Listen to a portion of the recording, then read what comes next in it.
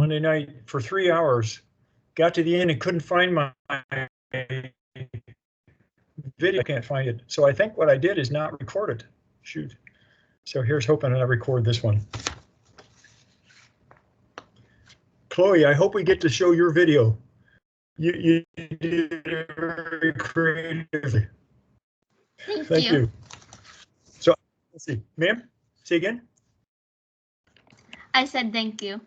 Hey, you're welcome. You're welcome. You're welcome. All right, everybody, welcome. This is our third session of COM220, oral communication speech class. What we have going on. And today I'm down in Florida. Did the funeral yesterday for my wife's stepfather. Rather unique setting. The church is right next to this. I think it's called the St. John's River.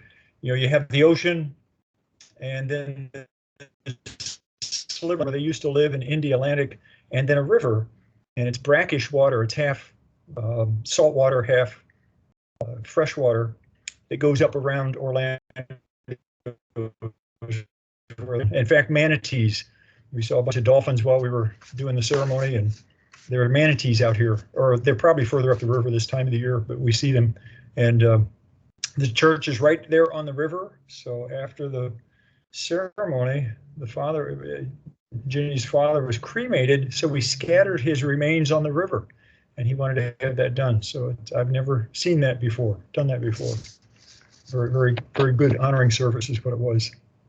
Well, welcome to everybody here that's online. There's no way I can find out everybody that's here. I've got all these windows popping up here on the side.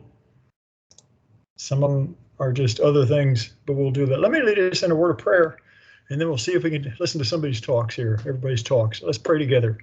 Father, we just thank you for this good day. We praise you for your love and grace to us through Christ, and we just honor you for the hope that we have in you. Lord, bless this class as we talk together, think of how to communicate well in different unique settings. So, Lord, may it honor you for Jesus' sake. Amen. Amen. In fact, what I saw yesterday, and maybe I'll remember, I'm sure in the context, at the funeral, I provided a time for people to get up and say something. We had let them know before, a number of them prepared, and then several on the spot got up and spoke. And that's exactly what we're going to be talking about for talk 4, how to commemorate, honor someone, like you do at a funeral like that, or during a wedding ceremony. All right, but we'll talk about that when we get to talk 3 or 4.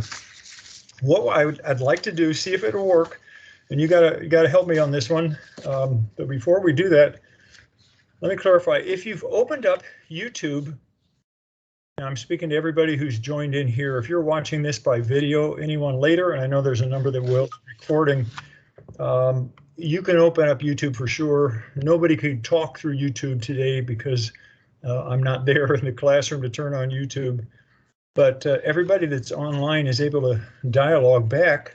For everyone now, whether you're watching the video or there, if you open another window, if you're able to do that, I assume, and you can open up Canvas, and in Canvas for today's, it's module 3, week 3 class, and down at the bottom, one of the handouts is a little sheet of paper.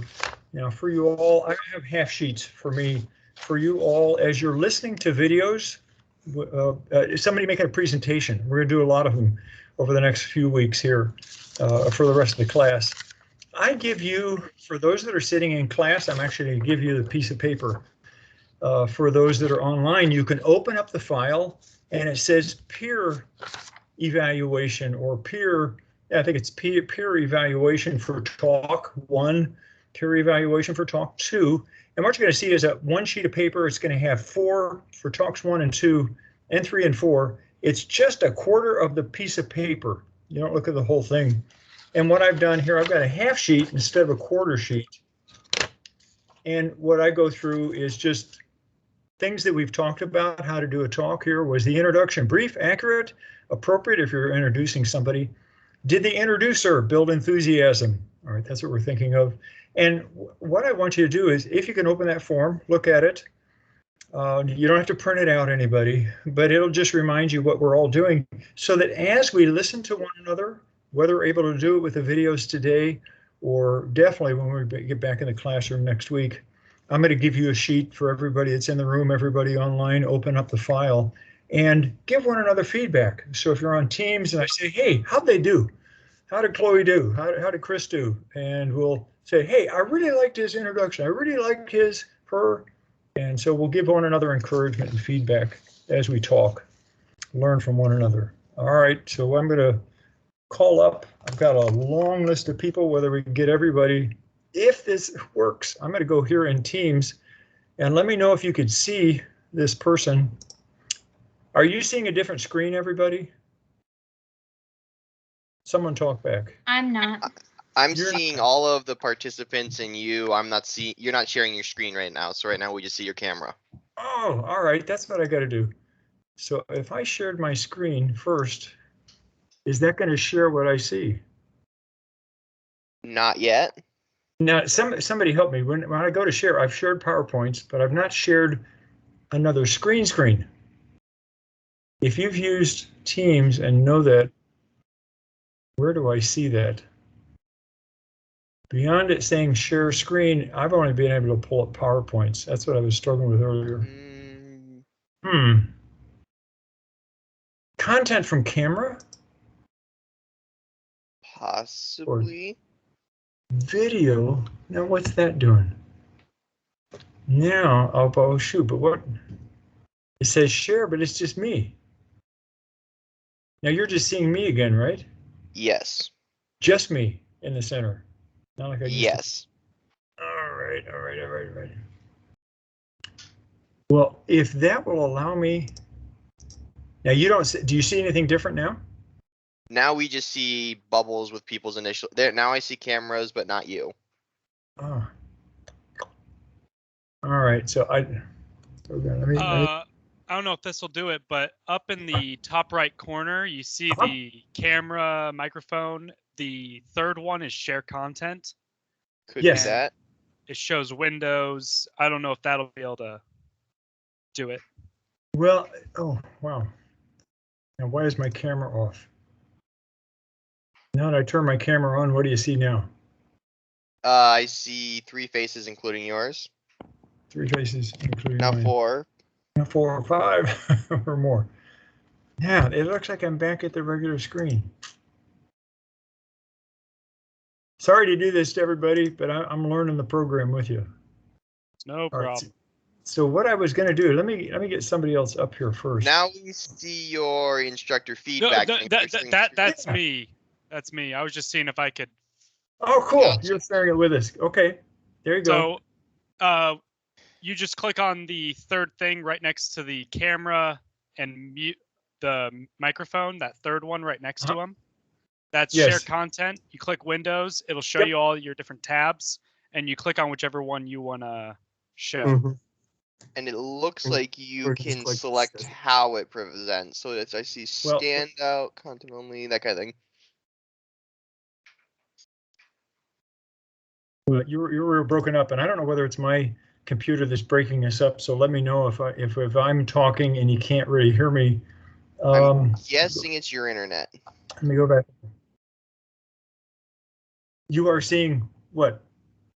Okay, Currently you. Oh.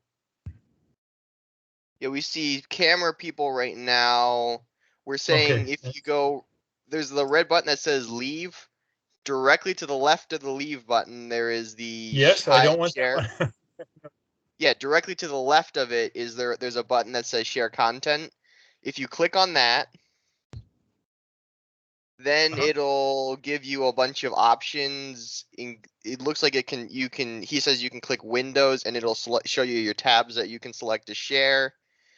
And it looks like you can share a couple things where it'll actually tell you where it presents it for you. So I would just go content only, but now I just see you. Oh, cool. I pressed spotlight for everyone, so I hope that works. You hear Josh, is what you're hearing. Now, That was now sad. I just see you, but I saw something else there for a moment. That was me, yeah. I just clicked share screen, and it'll show whatever on your screen.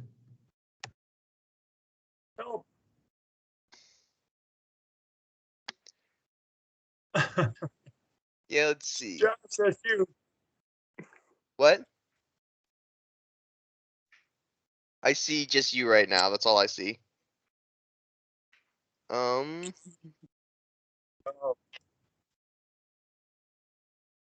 how do I get rid of it? Can anyone see Josh saying his talk? What?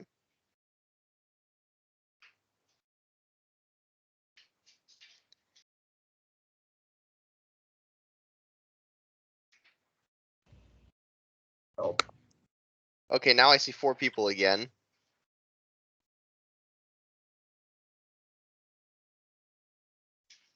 but you can't see him. You can't see what?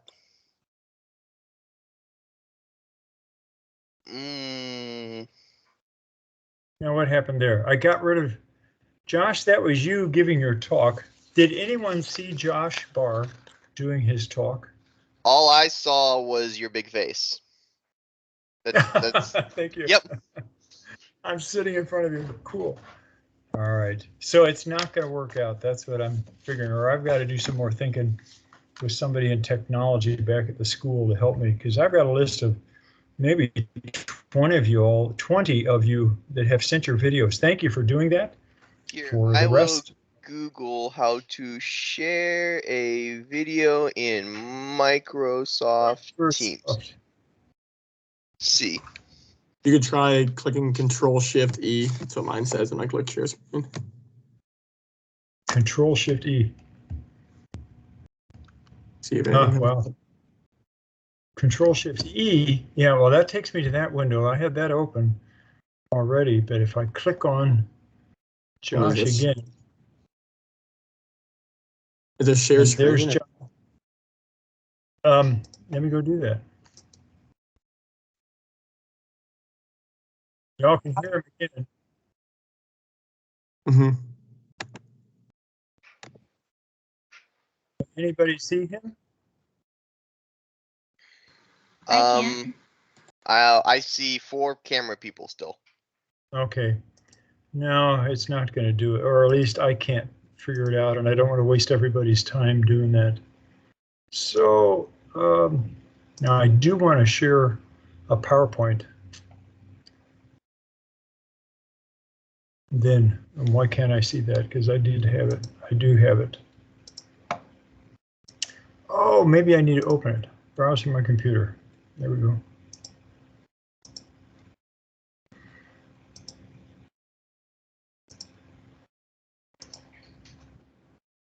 I'm learning Teams here is what I'm doing.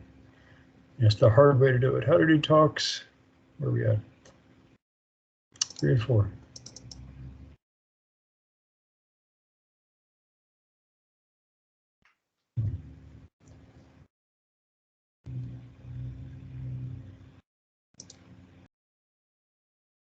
Now, do you all see that PowerPoint? Yes. Yes. I do. Yep. You do. See the PowerPoint. Good. Outstanding. So you got my little face down in the corner. Hopefully my little face, not big face staring at you. And a few others on the right, and then the PowerPoint talk to a board on the left, right? Can everyone see the PowerPoint? Yes, sir. Yes. Oh, yes. Yep. Yes. All right, let me tell you where we're at. We'll back up. Thanks for bearing with me on the videos. This will be the only time we'll do this. This is unfortunately a special situation. We knew Grandpa Carl was getting very ill, but didn't know that he would pass away. He had another medical issue we thought he was recovering from, and then it, turned a little bit more serious. So I'm here in Florida, but I'll be back next week with talks 3 and 4. Yeah, I'm looking at the schedule now. We're doing public talks 1 and 2 is what I've entitled today. And you had your outline in manuscript and then study question 3 done. And I've got to catch up on the grading, as you all have done a lot of stuff there. Any questions on the outline and manuscript? I said put it all in one file, upload that into Canvas, into that outline manuscript tab. There is another tab in Canvas linked to presentation. Normally you don't do anything with that unless you have a video. And several of you did upload your video into that link. And if it's an MP4 file, they're usually small enough that Canvas will take those files. So you can try that. But there were other students that sent me their file through a different medium, one through Dropbox, one through Google Docs. Most of you through Teams. Some of you had some issues with that, but then we know it's there if it's in Teams, but get it to me however you can. All right, I asked a question. Anybody have a question? I got a question. Did you care if that was double spaced, the manuscript, or single spaced? As I said to one of you, and I forget who asked the question, because they asked about formatting of the manuscript. What you're doing, let me step back. You write it outline first. You start with your main idea, and you work with that. You lay out an outline, and for these, it's a very simple background, qualifications, personal information, or personal information, I think the terms, and then you flesh it out there in an outline form. Then from that outline, you write a word for word manuscript, and that'd probably be a half a page if you double spaced it. When you then want to take it to the next step is, here's the piece of paper that I'm going to walk up to the lectern with. It's going to be folded. I'm going to unfold it, lay it out, look at it, try to get contact with the audience occasionally. So you're formatting that manuscript. First of all, put it in paragraph form.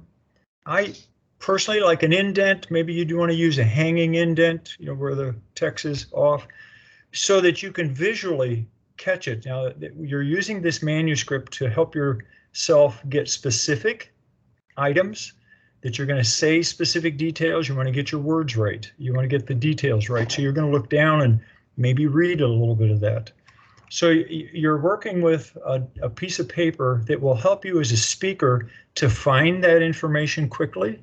So I actually put my hand on that piece of paper and move it down as I'm talking. I'll lift up my eyes and look at the crowd, maybe at a paragraph break, and then I'll look back down. And I want to be able to find it quickly.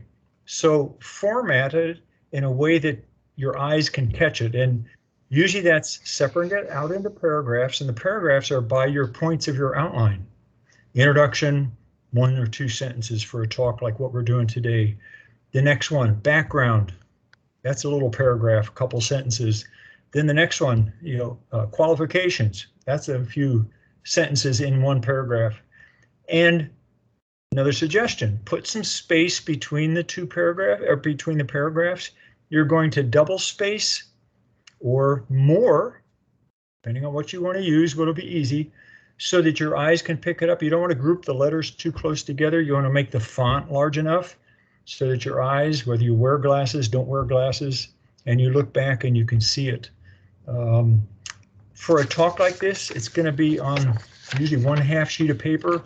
I like to put my paper sideways and then in columns, 2 columns on a page, and then it brings the text closer together so I don't have to read way out on either side. If you understand what I'm saying. Like I did that for the funeral yesterday. I had pieces of paper that I scotch taped together, had about 4 pieces of paper for a 10-15 minute sermonette, if you want to call it that, because it's short. It wasn't definitely a long sermon. But then that kept the columns, the text close to each other. I just had to flip pages. For this one, you're going to have everything on one piece of paper probably for these short talks, but depending on how long they are. All right, I gave you a long answer, whoever asked that. Did that help? Yes, thank you. Great. We're trying to do everything to help us not to write, but to talk. So we write to talk. You got to think of that. Not only the words you say, but how you put it together as a speaker. So you're turning in your outline and manuscript, and then when you actually did your recordings, you were using your manuscript as you needed it. I encouraged with the number 2 that you try to not use it so you have freedom. I found whenever I tell a story, speaking, preaching, that people's eyes will pick up. They'll come up off the text, and that'll be the same with any form of talking. You start talking real, and definitely in most settings where people aren't looking at a Bible, they're just looking at you. I want to make sure I get eye contact because I'm bringing in an emotional element there. And there's where I can smile, I can show a stern face. If it's a serious topic or stern, it sounds like a harsh word, but more serious. So there's that visual verbal, and you're going to look at another video today after class on the verbal non-verbal aspects of speaking. So listen to that one before next week.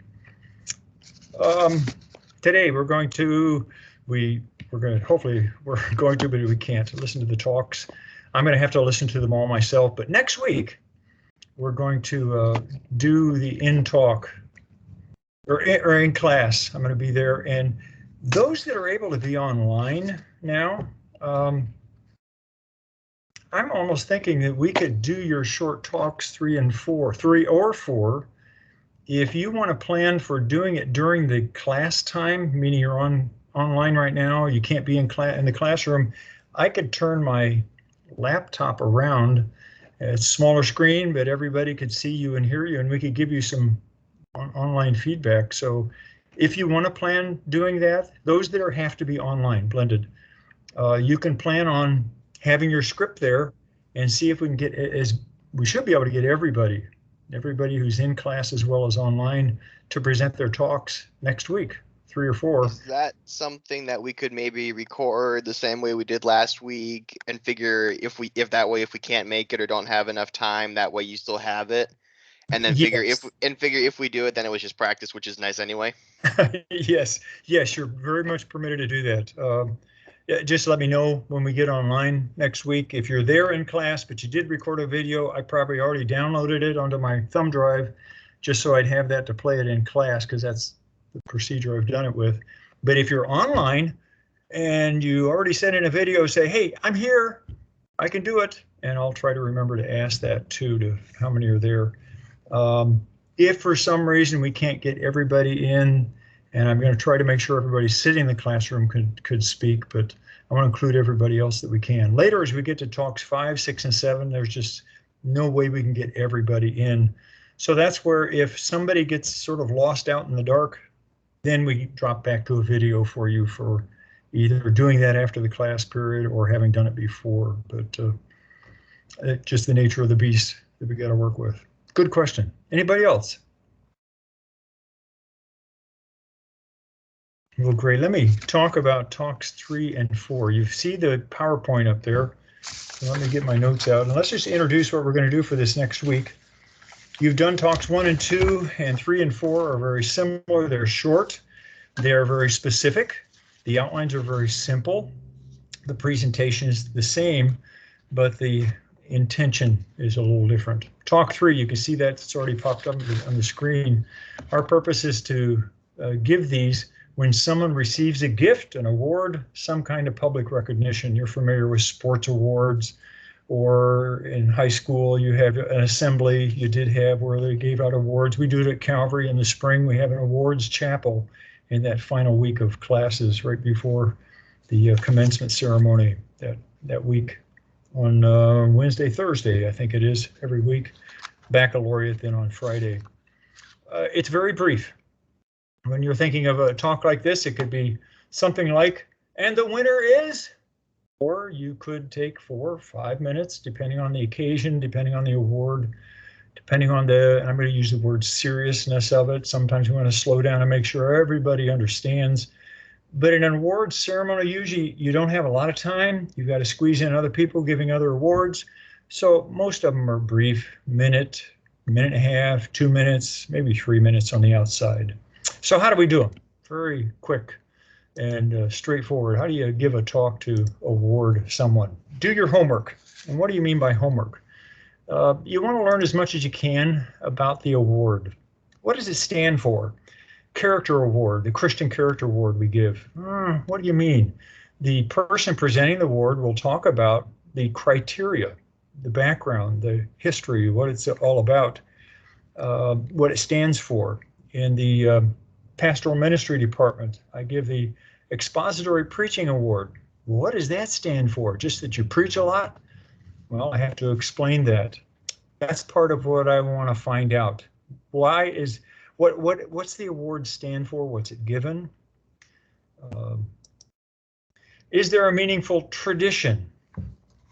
It's given every year to the person who It's given at the occasion, on the occasion of graduation, the occasion of Christmas, occasion, you know, you have to look beyond the award itself and see if maybe there's a contextual environment for it. Now, I'm going to stop here for a second and just talking about the award. I have a window that just popped up, says bad network quality. I found out here in this motel that I'm staying at, I'm upstairs from where the cafeteria is. They have a continental breakfast in the morning. Downstairs, internet works great. Where I am sitting right above that place, it's a weaker, you know, the connection. Did I break up for anybody right there? Not right there, but you have broken up a couple times. Okay, At least for if me. I do and you missed something, please let me know. What did you say then? And I'll try to repeat. What do you know about the recipient? And what we're talking about is that knowing about the recipient relative to the award. We're not looking for his background like we did for a talk to introduce, just to give him humanity, but yet you're learning what you can about them. But it's usually just related to the award. This person has been on the team, I'm using an example, been on the team for all 4 years here at Calvary. And when they began, they were pretty much a novice, but through the years, they really responded to the coach's encouragement and correction. All right, so you're saying things about the recipient and you want to find out something that you say. You want to think now of your audience. It's always audience and purpose first, and then what's my main idea, third thing.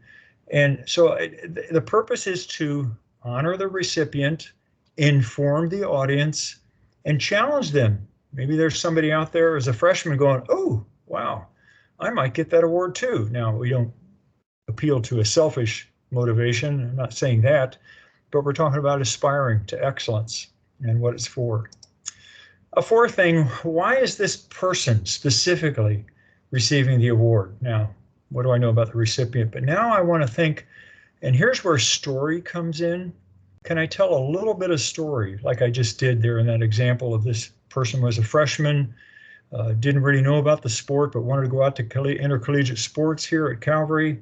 And so you tell a little bit of story, again, relative to the award, and what will demonstrate that this recipient really, wow, I'm glad they got that award because they really hustled. They really put in the effort.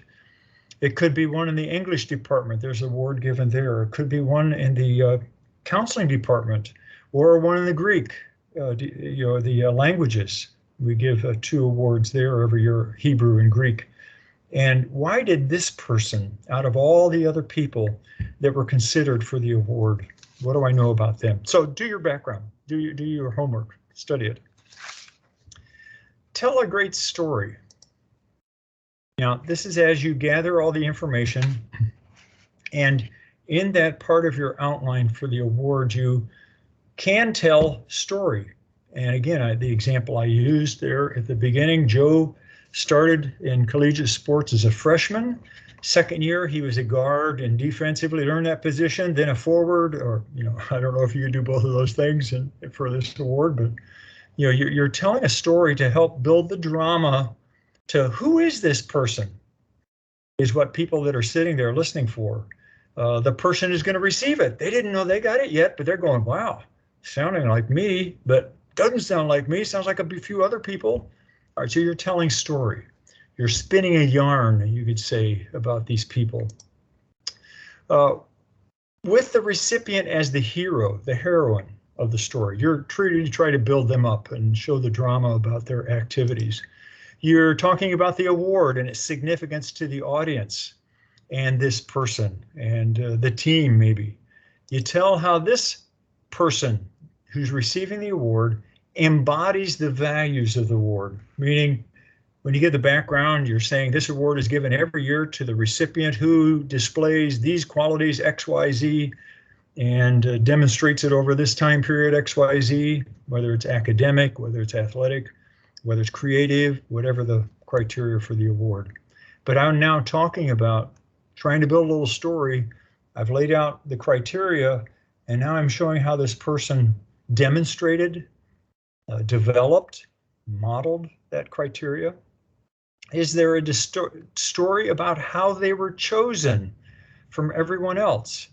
Invariably, we'll get one of the profs up at our award ceremony in the spring, and they'll say, you know, there's so many students that are just highly qualified, but this one consistently stood out because, and then they'll list first of all, second of all, third of all, you know, sort of a story of their progression through the department's classes. Create appropriate drama, and you can hear with building a story of the recipient and how they exercise the excellence and commitment and discipline that's necessary for winning the award. You're hearing and thinking of the audience going, who in the world? They're sort of looking around at each other or looking at the audience around them and thinking, who could it be? Now, here's the reality, like with the introduction talk, everyone might already know. They see it in the program, which usually we don't do an award ceremony, put the name in because you want to build the drama. Sometimes it is. Still build a little drama. Don't mention the name till the end, because then people go, wow, they're looking at them already because they see the name there, but they're feeling that drama. A third aspect, details matter. Remember the point is to honor the recipient. It's not about you, the presenter, not about you, the one giving the talk to award, but yet it's very important for you doing the talk to award that you get your details well. So details matter. Remember the point is to honor them. Remember where you stand. Now, there will be a lectern usually. You talk about your presentation and the recipient from behind the lectern, but then you've got to move. And the movement's usually centered around picking up the award if it's on a table, or receiving the award from someone who's going to hand out the awards to you, the presenter, so that you can then present it to the person. All right, you're always thinking of a photo op, meaning the person is going to come up and we want them to have their picture holding the award. And usually you have the presenter standing there either holding the award, or better yet, let the person hold the award. But sometimes it's making sure they hold it in a way that you stand so your face is seen, and definitely make sure they're standing where their face is seen, holding or having their hand on the award while you have yours on the other side, something like that. If it's a picture or a plaque of some form, quite often what we do. Your positioning of the award will add to or draw away from that feeling of honor if you don't do it well. Where the recipient will receive the award. Again, you're thinking of the photo op, you're thinking of the audience.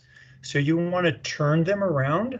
Now, it's not grabbing a hold of them and twisting them. It's rather graciously pointing where they should be. You know where the camera is. They don't. They've been sitting out in the audience. Maybe they do, but usually they don't, I always think of.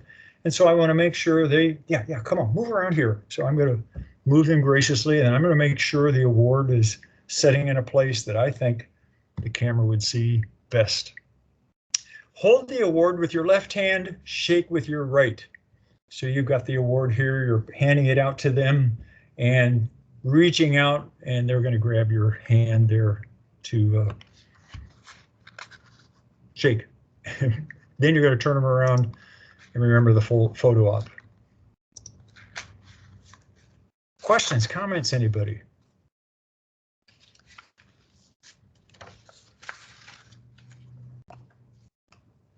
All right, you've seen them done. Let's see if we can do them well.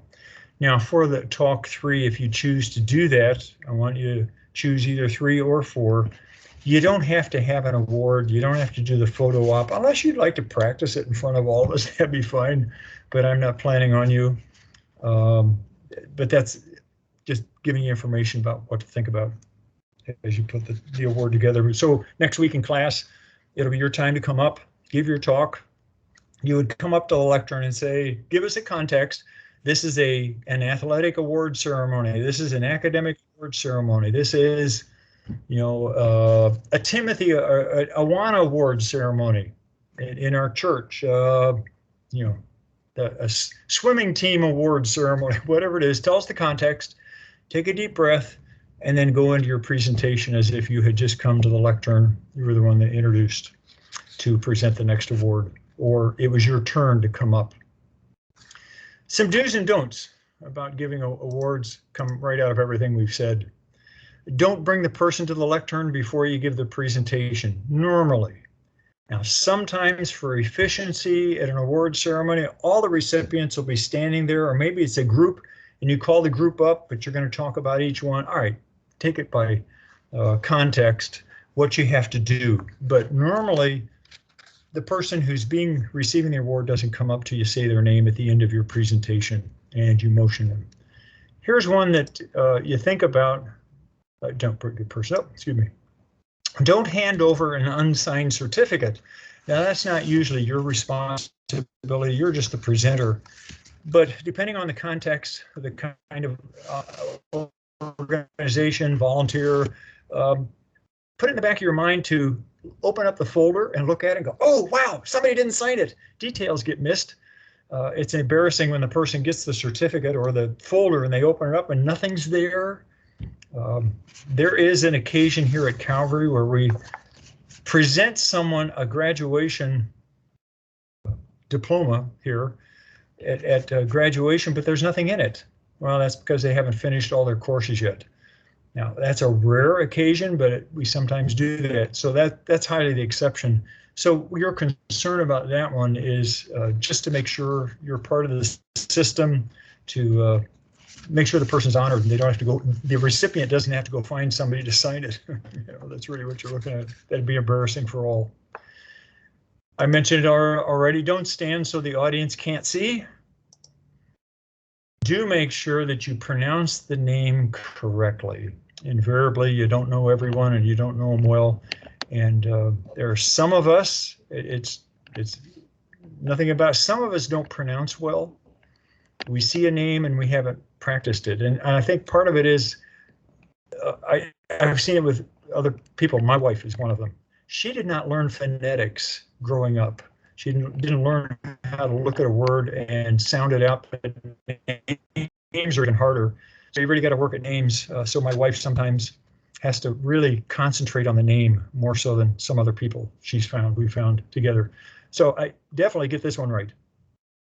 Or the award too. Anything that you have to write out. That's why you write out a manuscript and practice it, and practice it again. Do make sure that you pronounce the name correctly. Do give the audience background on the recipient. Do hold the award as though it was of high value. Don't just flip it around in your hand. You know, treat it with good regard. So in order of presentation, here's your outline form.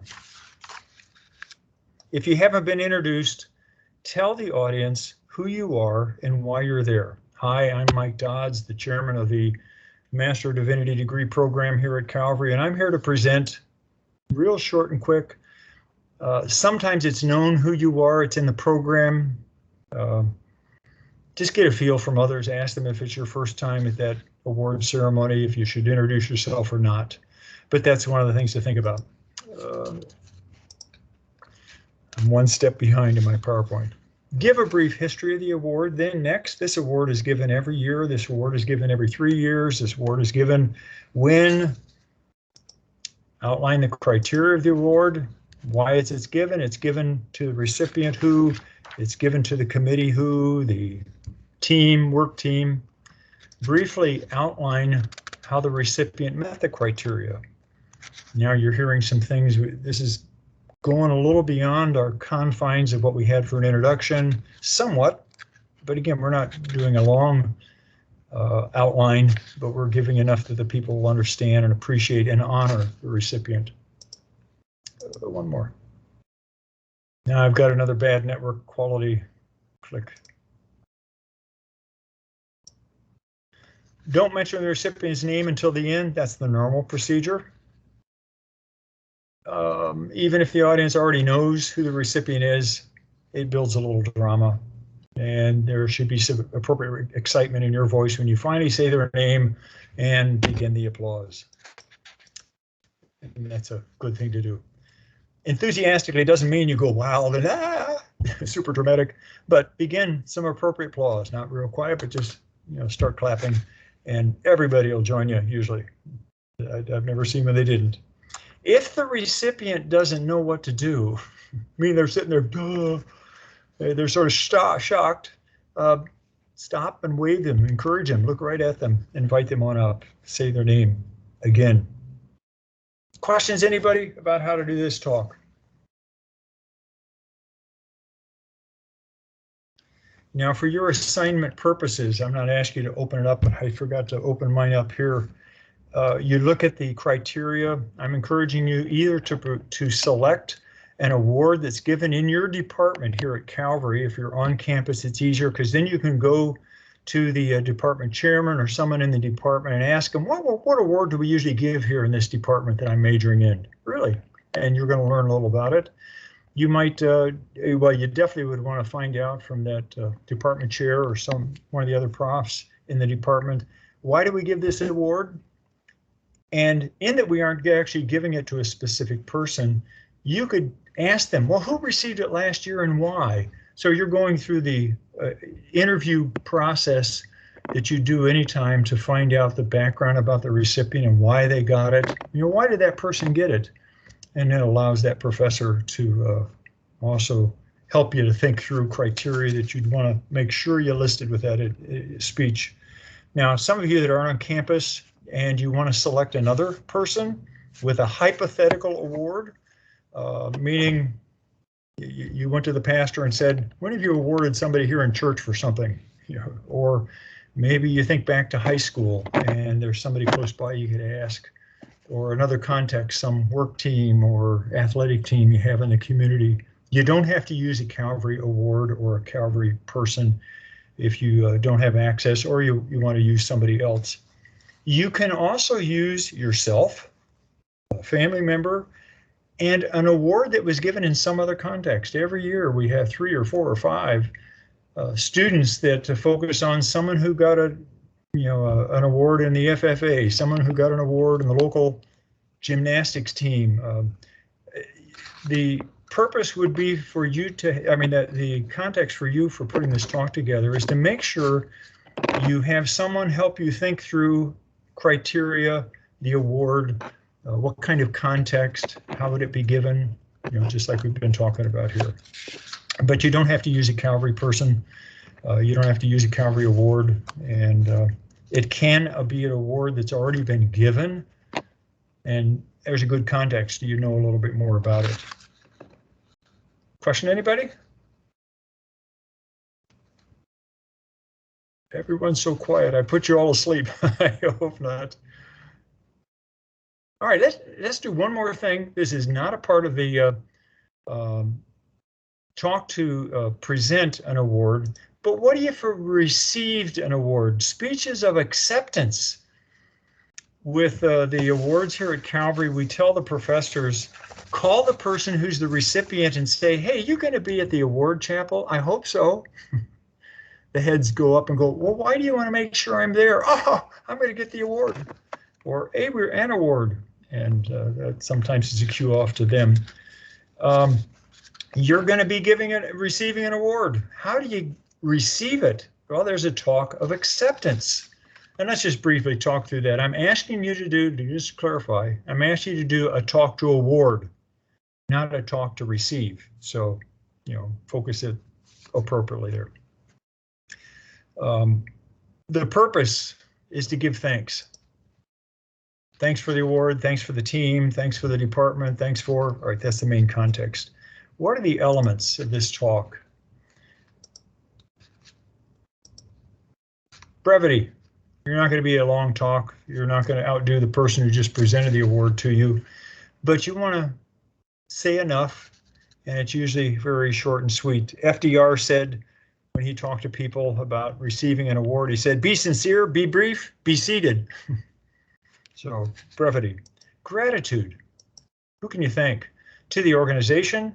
I want to thank the Lawyers Guild for considering me worthy of, I want to thank the athletic department. I want to thank Dr. Schmotzkoff or whoever you're thinking of, who's responsible for the award is who you're thinking of.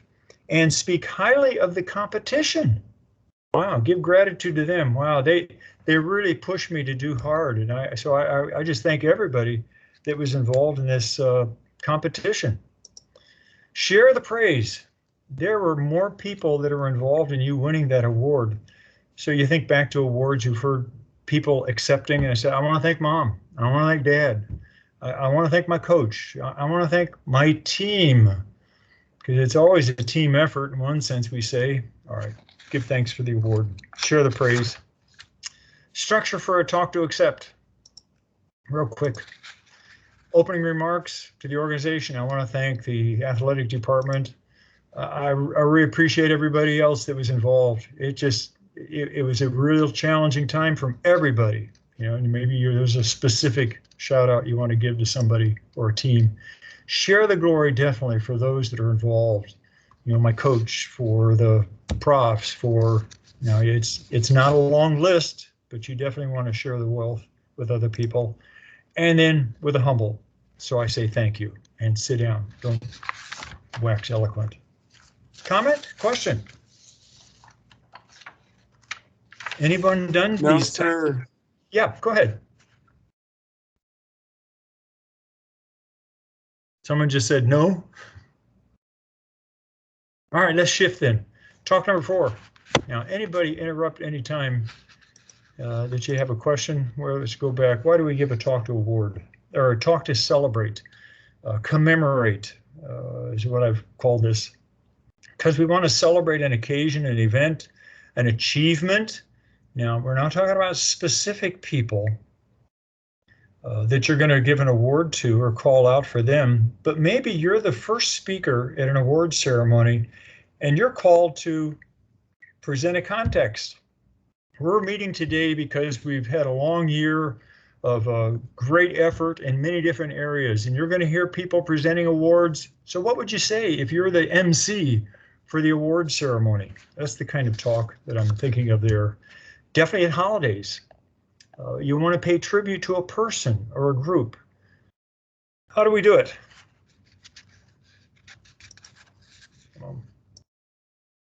The primary purpose is to inspire. Now, if you're thinking of an event, it's the 4th of July and you've been asked to say something in the park because you're part of the Parks and Recreation Department, and they ask you on this national holiday to say something, say some words to commemorate the day. Now, you can hear as soon as I said that, maybe this is going to be a little longer talk.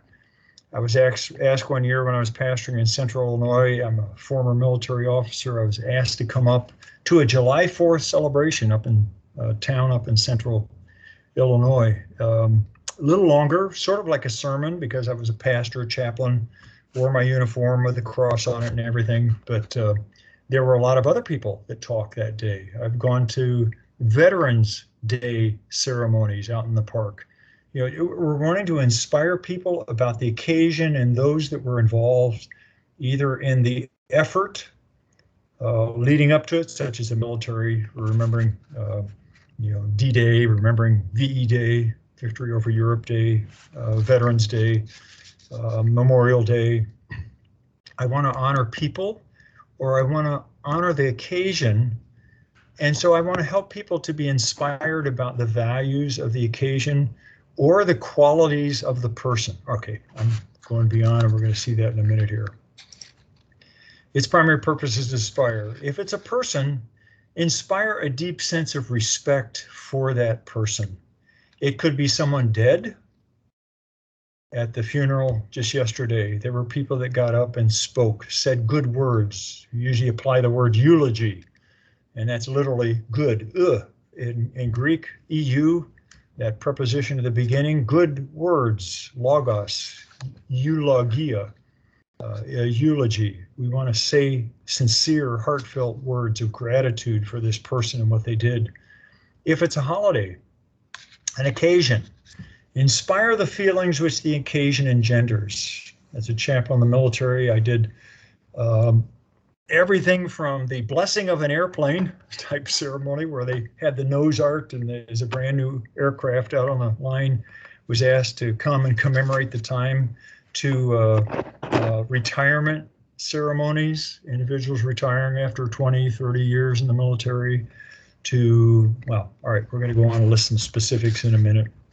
If you're paying tribute to a person, you should not simply recant the details of the person's life, Yeah, you'll do some of that. Rather, you should penetrate to the essence. Think, do your study, do your thinking, the essence of the subject, and generate in your audience a deep sense of respect. At the funeral yesterday, I wanted to say my appropriate comments about Carl. He was my wife's stepfather, so he wasn't my wife's father. So I want to be careful with what I was saying. There was another husband, he's not living anymore, involved, but all right, so you think through everything that's going on to make sure you appropriately honor this person and why we're speaking of them. If you're celebrating an occasion, you want to express the feelings or sentiments from grief all the way to joy, from despair to hope, which the occasion engenders. For the 16-week version of this class, I had at points, different times, shown the video of President Reagan when the Challenger shuttle exploded, and he came on national TV and did an honoring of their lives. Very sober, very sad. When they all, you've seen the pictures of the missile going up there in the 90s and exploding after takeoff there. The sadness of the occasion, but it might be something serious like that, and it might be something joyful. Well, what kinds of occasions do we do these things for that talk to celebrate? Anniversaries, birthdays. Could be a 50th wedding anniversary, a milestone in employment. It could be not an anniversary, but a wedding, type thing. Birthdays. Grandpa just turned 100. Grandma's in her 90th birthday or 70th, or 2-year-old. You think of all these things that we can celebrate. A number of years ago here at Calvary, Coach Regier, if you know Coach Jeanette Regier, she had passed the 20-year point of being the athletic department director, I think is what it was. And so we honored her. Boy, so many occasions that we could celebrate. Reunions, family reunion, high school or college graduation reunions, sports reunions, work teams, military units, participants in D-Day, you name it, it goes on and on. It could be something like Memorial Day, specific days, memorial services, funeral. I mean, these kinds of services, memorial services, a funeral. I said eulogy, we might mention that already. A number of years ago, what would it be, 5, 6 years ago, we had a student, Stephen Reynolds was his name. Boy, such a very gracious young man. He had a congenital heart problem. He went into the gym one night and was just going to pick up basketball with a bunch of guys. He's out there playing his heart out, and literally, because then he fell down and collapsed. A couple students did CPR. He was gone. His heart had given out. It had quit. And then afterwards, the week after, we had a memorial service at Calvary in the chapel there that we go to, that we conduct chapel in. It was a time of remembrance for him. These ceremonies could be award, dedication, but again, you're not the one who's giving a specific award. It's more for the occasion. It could be the dedication of a church building. I mentioned the dedication of airplanes there in the Air Force. We'd occasionally have a ceremony like that when there's a new aircraft that came down on the line, and they always got to drag the chaplain out to pray and bless the occasion. Sometimes it felt a little uncomfortable. What am I doing? So I had to think carefully, biblically. Weddings, definitely the best man, the father of the bride, the maid of honor. You're going to give a toast at the reception. What are you going to say? All right, I'm going to give you a quick outline for doing something at these occasions. Retirements, acknowledging their service and contribution. Dr. Clark, our president emeritus, is still teaching classes for us here, and so when he retired, we honored him with a special ceremony. And then all the holidays that you could think of: Thanksgiving, Christmas Day, Christmas Eve, Pentecost, Easter Sunday, Mother's Day, Father's Day, Veterans Day, go on and on and on. You might be the individual whose task for your family, could you say a few words? You're going to that religious school, aren't you? And so they'll want you to say something good because you should know something. Well, this course will hopefully come in handy for you. If you've not already done something like that, what would it do? How would you do it? So let's talk about that. Common or general characteristics of giving a talk to commemorate, to honor. Definitely admiration. You just think of the aura that you want to give on this occasion. You want to admire the person where everybody else goes, wow, I just didn't know that, or yeah, that's right. I really appreciate that about that person. You're respecting them. You're definitely want to focus on the positive qualities. Yesterday in the funeral, one of the daughters who could not make it to the funeral, she has COVID. She lives up in Atlanta, so she couldn't drive down. But she sent an email to Kathy, Carl's wife, and I read it. And in the email, she said, something sounded a little negative, but she phrased it real. He says he wasn't always there as a dad. He traveled a lot. That's negative. He should always be there, right? Well, we acknowledge. So focusing on the positive, but then she went back and said, yes, he sandwiched that with, and so she tried to, it made him real, is what I'm saying, but yet focus on the positive. Don't dwell on the negative. Everyone has a negative. Every occasion has a negative. Not try to disregard it. You could think of any other occasions, and there's some you definitely don't mention a negative, but there are some where the occasion or the person, there were some obvious faults. I've done a number of funerals that way, where you talk to the family before and boy, this person just really had some negative, and I would get up and say, this wasn't a perfect person, was he, was she, but, and then you want to focus on that which you can, because you want to encourage everybody not to lie or be deceptive for sure. Highlight accomplishments and difficulties that they've overcome, and it might be failure earlier in life. In the achievement, in the occasion, reflection on the positive impact and contribution to others. Again, you're bringing honor, respect, and then acknowledging what the audience can learn.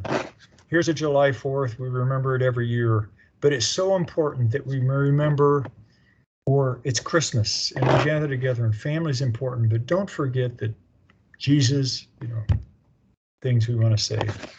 Let me read you an example. Now I'm reading, I'm not speaking, I'm not giving the award, but here's an award or an honor that was given to an aunt, and she said these words. Now, what you want to hear is you want to hear. Everybody knows who this is that's being awarded, but you're hearing illustrations. You're hearing words that were well crafted, because they want to make sure you speak well of the person, but also clearly. So let me read it. The strongest person I know cannot peel a potato. The strongest person I know has trouble putting on her makeup. The strongest person I know needs a special key holder to turn the key in her car's ignition. All right, now hear what this person's doing, who's giving the honor. They're focusing on a quality, strength, but that's in light of this person's weaknesses. You look at the person in themselves and they go, wow, they're weak. But this person who's making the presentation say they did not let their weaknesses defeat them. They found a way to be strong in a qualified sense. So let me read on. For the past 15 years, my 47-year-old Aunt Sue has been living with rheumatoid arthritis, a painfully debilitating disease in which the joints of the body become intensely inflamed due to the immune system's activity. Yet, despite the daily torments of this disease, my Aunt Sue is stronger than any woman or man I've ever met. Not a moment passes that my Aunt Sue is not confronted with this demon of a disease and reminded of her disability through the pills she has to take and the pain she has to endure. It hurts to stand. It hurts her to walk. It hurts her to sit. After an infinite number of failed medications, Aunt Sue is now undergoing her most aggressive treatment, which includes weekly oral chemotherapy. After half a dozen surgeries, her frail body is in need of still more. And yet, despite all of this, I can't recall ever hearing her complain about her fate. After all the indignities and inconveniences her illness has thrown at her, my Aunt Sue still finds the energy to devote much of her time not to herself, but to those less fortunate than her. This past Thanksgiving, for example, she helped organize a dinner for more than 500 poor and homeless people. My Aunt Sue, who has the medications put in a non-child-proof container so she can open it, helped coordinate a dinner for those in need. The picture I painted of my Aunt Sue is thus far as of a kind woman, a determined woman, a hard-hearted woman, or a warm-hearted, excuse me, I said that totally wrong. Read that wrong. A warm-hearted woman whose own suffering seems inconsequential when compared to that of others. This is all completely true. But there's something else about my Aunt Sue that makes me admire her so. Actually, it's what makes me love her as much as I do. At 5 feet 2 inches and 105 pounds, with the spunk of a teenager, she introduces herself as Crazy Sue, and sometimes I'd have to agree with her.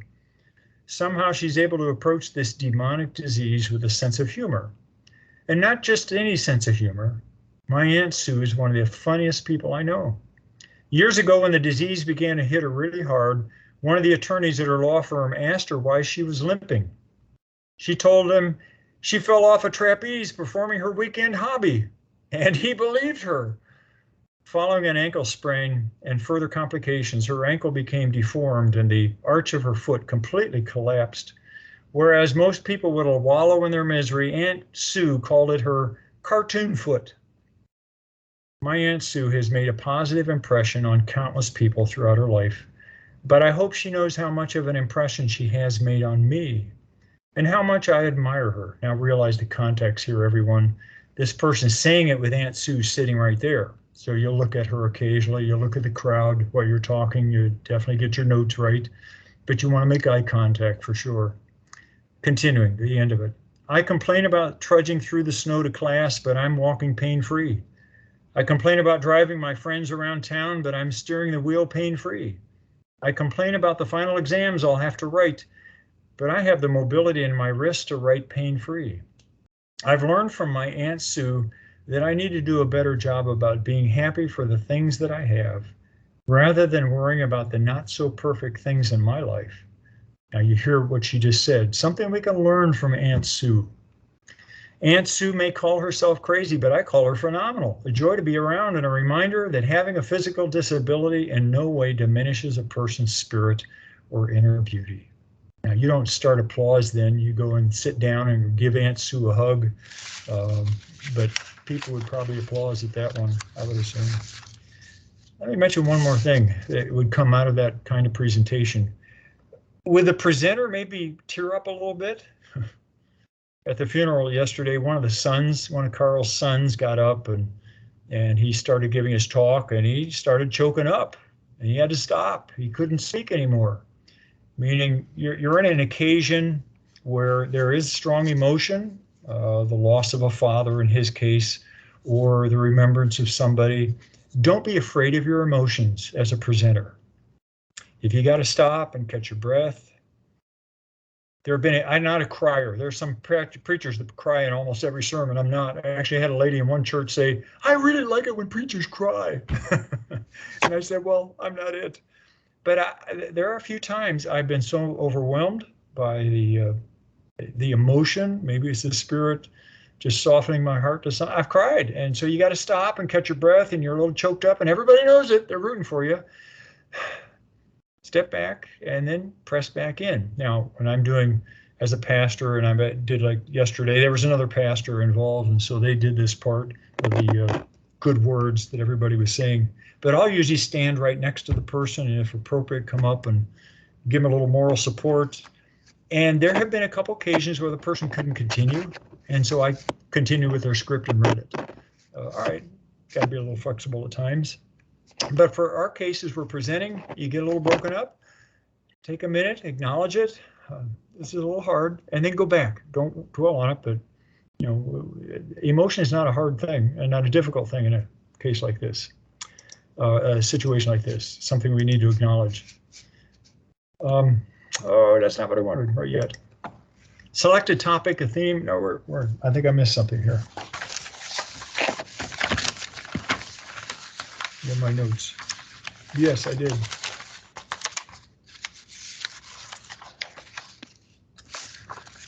I read Aunt Sue to that point. All right, here we go. Here's the quote. When speaking to commemorate, your success will depend on your ability to put into language the thoughts and emotions appropriate to the occasion without falling back on cliches or trite statements. What's a cliche? She was as good as gold. You know, it's a figure of speech, but it just, oh, come on, say it a little bit more precisely, accurately, appropriately for her. And a trite phrase, boy, they're the greatest people. What do you mean great? Use some different words, better words. All right, we're fall back on them and we use them at times, but let's do a little bit more thinking is what the challenge is. You know, most work to paint a picture. You must work to paint a picture with your words. Think of Lincoln's Gettysburg Address. There was another gentleman who spoke that day for 3 hours and we don't remember a word he said. But Lincoln, on the back of an envelope as he's riding the train out there from Washington to the Gettysburg, Pennsylvania, wrote it very simply, but he used figures of speech. You heard Martin Luther King's I Have a Dream speech, promissory note, the mountain, the rhetorical increase there at the end that he had, and same thing with JFK's Go to the Moon. Figures of speech are similes. This is like that. Metaphors, this is that. Parallelism, repetition, alliteration, things that we want to use. How to prepare a talk to celebrate. Do your research. Who's the audience? Family, co-workers, you know, who's sitting there? Audience and purpose, and then your main idea. Those are your first 3 thoughts. Another one to think about, are you the only speaker or are you just one in a series of speakers? If so, find where you fall and understand the progression of talks. You know, sometimes we line up 4 or 5 people and you speak toward one issue and the other speak to another. For example, when Dr. Cohn came here to Calvary as the president a number of years ago, I was asked to speak on behalf of the faculty. Aaron Heath, our director of the IT department, you know, the computer department, he was to speak on behalf of the alumni and staff. And then the chairman of our board of trustees, Mike Sanders, would speak on behalf of the board of trustees, and then we had several others. So we had to see what our focus was and where did we fit in light of everyone else. If you're the only speaker, boy, then you have at it, but quite often in some occasions there's a number. How long are you expected to talk? At Dr. Cohn's inauguration, Dr. Bittner, who put the program together, gave me 2 minutes, 90 seconds, well, really it was 90 seconds to 2 minutes is what he said. So it's very essential that you write out, practice, you know, find out, you know, when I put in the assignment sheet there for talks 3 and 4, how many words per minute do you tend to speak? What is your script? Start paring it down, get rid of prepositional phrases, go verbs, and nouns is what you always think of when you're paring things down. Make sure they're appropriate. How long are you expected to talk? Is the event formal or informal? Meaning, could I be a little bit more joking? Do I have to be serious? What's the respectful, honoring context? I don't want to be too flippant if it's more formal. I don't want to be overly formal and people go, ooh, wow, you're a wet blanket on the occasion. Is it a roast? Meaning we really can get joking, and you've seen those perhaps where we want to be careful with our humor. Or is it a eulogy? It's very serious and I want to say good words. Know the context. Are there any special requirements of the event or the organization that they're expecting you to include in your talk or definitely not include? Well, you find out that information from the person who invited you to speak and be one of the presenters. So go to them and say, hey, what's the tone? What's the dress? Is this formal, informal? Anything I shouldn't talk about because someone else is going to talk about? Or maybe you don't think I should address here in this occasion? All right, there might be concerns that you're unaware of that you want to make sure you've found out about. Then select a topic, a theme, and write a main idea. I've given you a handout in the link there with the class number 3.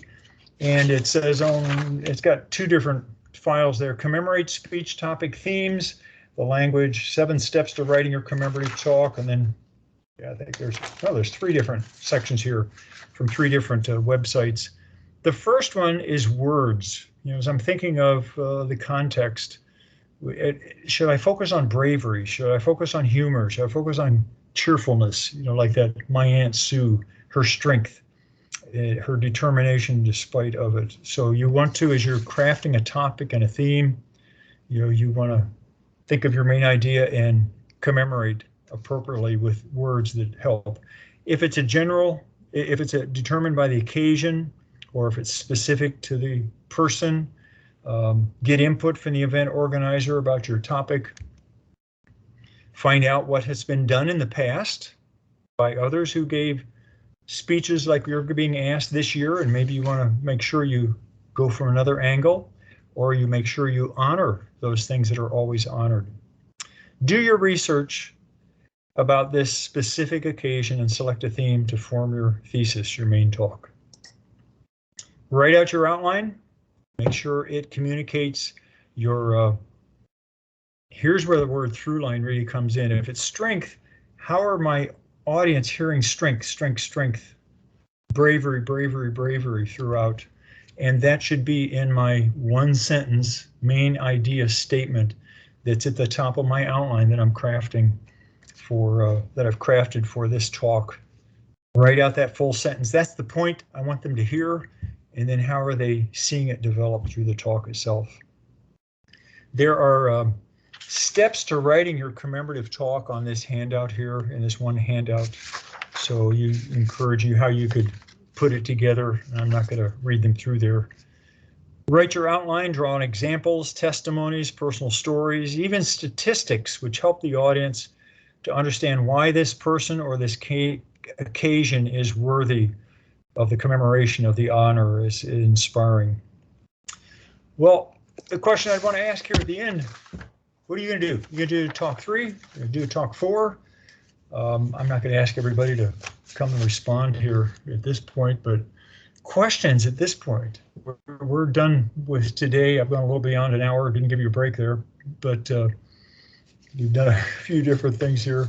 Questions, though, you have. You're only going to do talk 3 or 4. Same thing, write an outline, and then write a manuscript of what you're going to say in 2 minutes, 3 minutes maybe. Questions, anybody?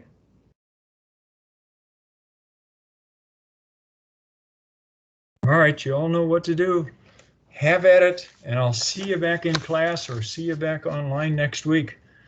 The Lord bless. Have a good week. So the only Go ahead. Sorry. Anybody got a The question? only thing that I'm looking at is if you still want to try speeches, is it could be possible that we could each share our own, like the video. Does that make sense? If you can't get yours to share, do you want to try that or just call it good? In other words, I don't understand the question. Would you put like it in a me? specific context. What? I Go think ahead. I got my video up, so if you want, I could theoretically get it to share with the group, like share it through Teams. I don't know if you want us to try sharing our own or not. Well, try it and see what we look like, and I'll see Cool. what everybody else sees. Oh yeah, I didn't even think about that angle. Again, I'm learning. How do I get rid of sharing mine? Stop sharing. What are you seeing now? Are you guys seeing it now? I see Josh there. That's who's doing I it? see it. Yep. Wow. Boy, that's another way we could do it. I obviously we got time. If I don't know about anybody else or what you want to do, I'm good to do whatever until I have to leave. So. Well, why don't we take a break? How many would be prepared to do that? Do you have your video close by? That'd be neat for us to see one another too. Mm-hmm. I could do mine. Cool. I don't know who said I could do, but that'd be great. So there's 1, 2, 3, 4, whatever. Well, why don't we take a 10-minute break, stretch break here. And Okay. then if you're able to come back and let you all present, and that will help me out too. So we should come back So at let's what, take a break. 24 or 25 after? Yeah, I've got 13. So yeah, give it 10 minutes on your clock. Okay, cool. Okay, let's do it. Have at it, one and all.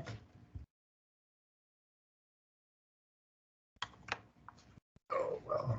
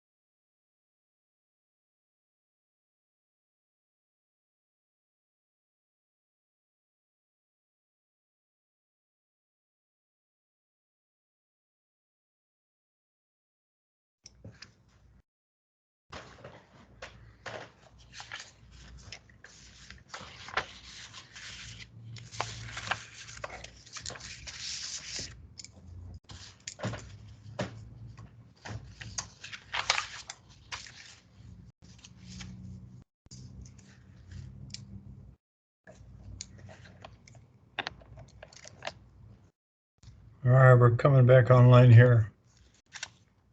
See who all would join us to see one another's talks as well as give one another's talks.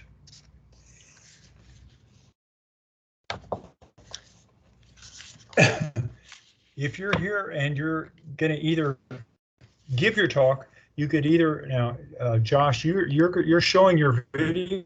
What it looks like? I can. Would you like me to? Yeah. No. Well, let me just hang on for a second. You were able to call up your video. How did you do that? You called up your video, and how did you share it? That's what I'm curious about. Still learning. Actually, the easiest way to show you how I shared it might be to share my screen and then show you how to do it, because it's weird that way. Let's see. If I hit share screen, are you seeing my screen now? Yep. Let's see, now I want to go to the call. What you do, oh, I see. Okay, over where it says stop sharing, normally there's a thing that says share screen. You click on it, and then below you, right in here, it'll show you. Yeah, right here there's share screen, and then right here it says Windows. If you click on Windows, you can actually select what you want to share. So based on what's already open on your computer.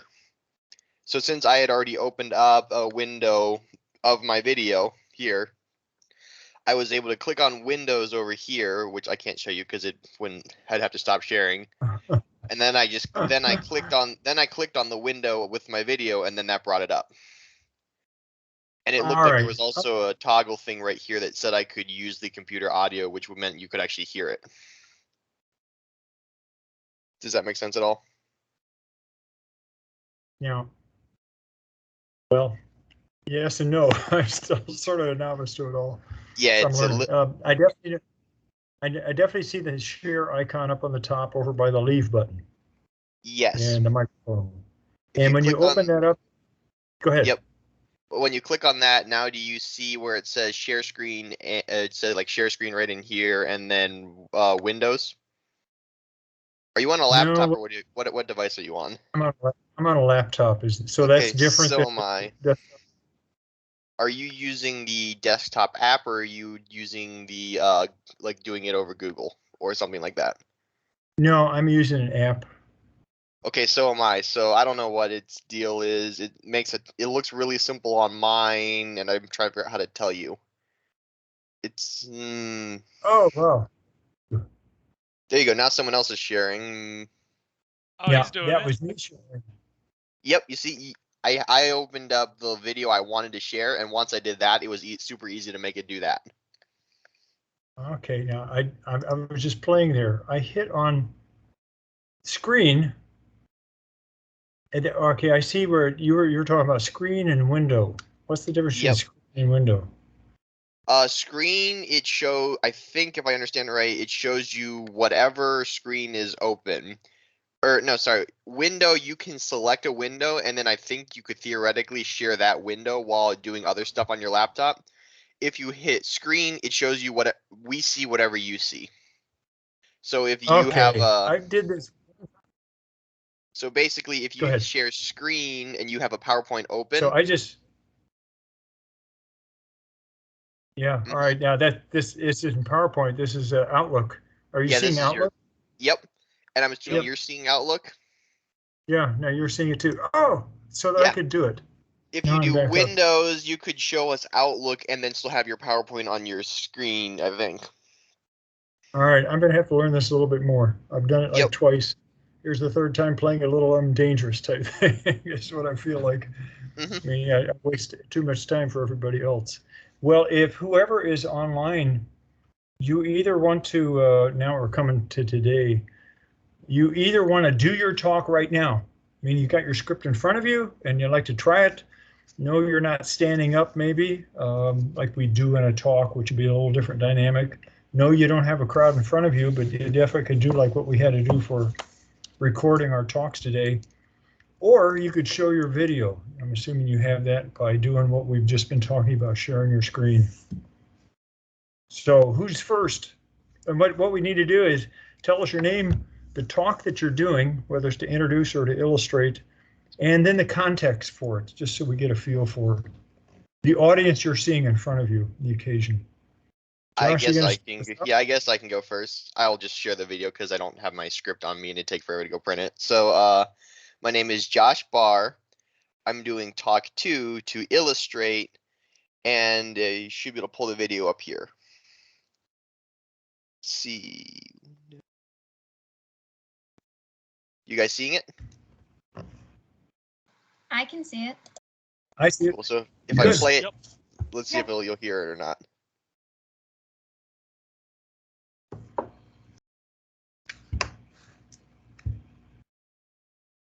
No sound. I can't hear it. You don't hear my sound? Okay, in that Yep. case, give me 2 seconds. I will stop sharing. Sorry, I heard it just fine. So share content, include computer sound. You actually have to turn that on, it looks like. And then I can hit Windows. Let's see, where'd that window go? There. I'll start it back over again and try again.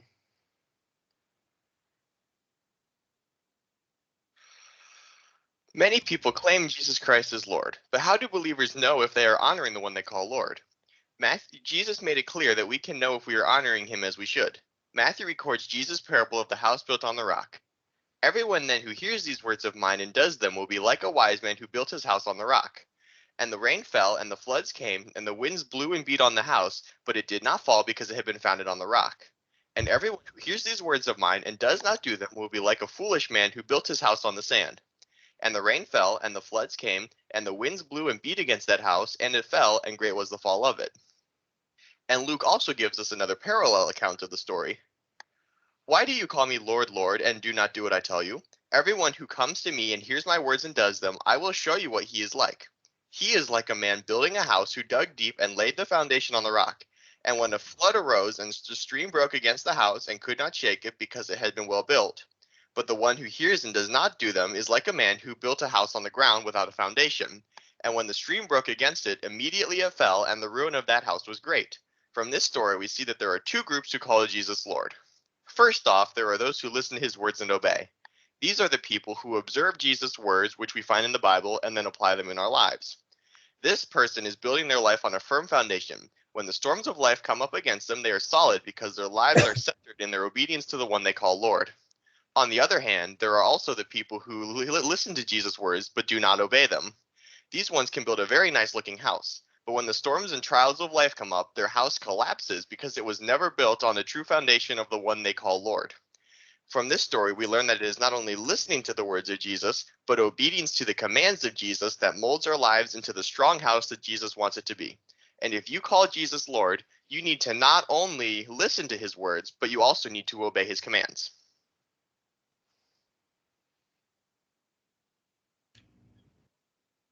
Cool. Thanks, Josh. Now that broke up. Did it break up for others? Were you hearing it broken? Oh, it looked fine on my end, but since it was sharing it to you guys, it wouldn't have broken up if Yeah. it was a. Yeah, it sounded good to Just me. a I don't think it little broke bit, up. but Oh, You heard wonderful. it good? All right. That, Yeah, it just didn't want to break find up out whether for it's me, my no. fault.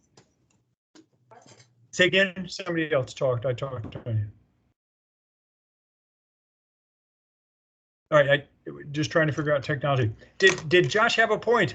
What was his point? Or did you hear a clear point? His point And I'm was asking the whole class here. that we can't just be hearers of the word, we have to be doers. We have to follow God's commands. Yeah, and he put it out. He put his point out in the front, at the end for sure, and clarified it. Could you hide your point, meaning you don't say it at the beginning? Yeah, you can ask a question that the answer is your point, and you answer it by telling the story. Don't read too much. So here's the tension. When you're telling a story, try to practice it so you can get your eyes up more. But good, strong voice, good, clear point. That's good. Who else? Who else would like to present? This is Chloe, and Do you I have would your like video to. or you have your script in front of you and you could read it? Or do it today. Who's this? Go ahead. This is Chloe Field, and I'd like to share my talk. It's the introduction talk. Just give me a second to share my screen. All right, Chloe, if you... All right, there she goes. Yeah. Tell me if you guys can hear it.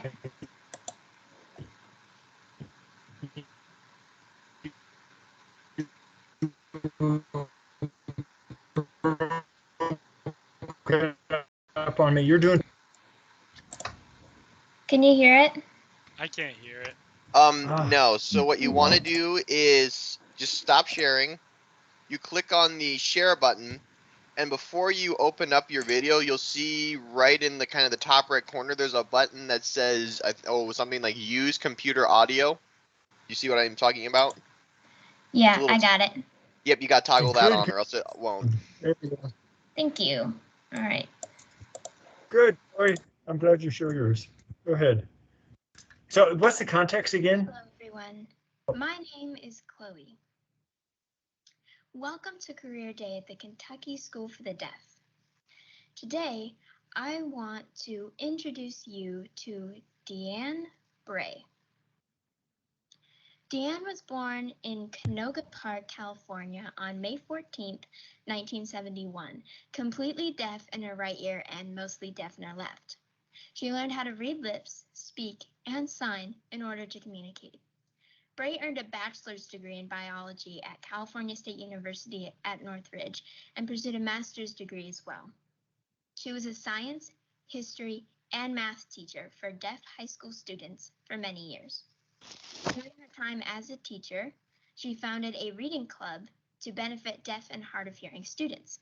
She received a Jordan Fundamentals grant because of the success of the Little Bookworm Club.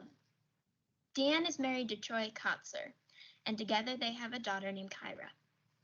In 2002, Deanne acquired the lead role in Sue Thomas FBI, portraying the first deaf FBI agent. Her husband, who is also deaf, had a major role in the series as well, acting as car thief turned FBI informant, Troy.